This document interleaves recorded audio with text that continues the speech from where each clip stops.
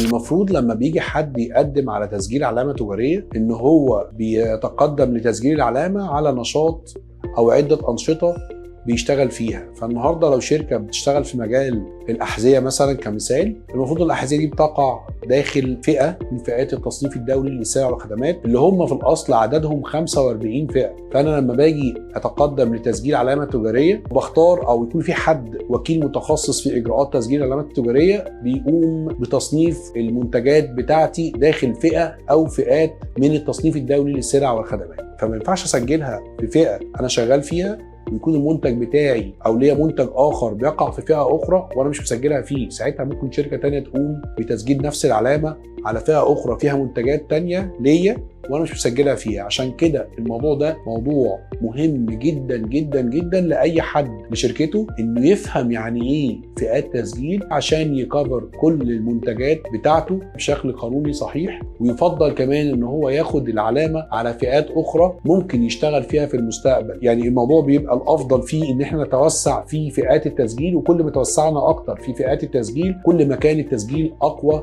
واضمن. ان صاحب العلامه التجاريه بيضمن ان محدش في يوم من الايام يقوم بتسجيل علامته على انشطه قريبه من النشاط اللي هو شغال بيه.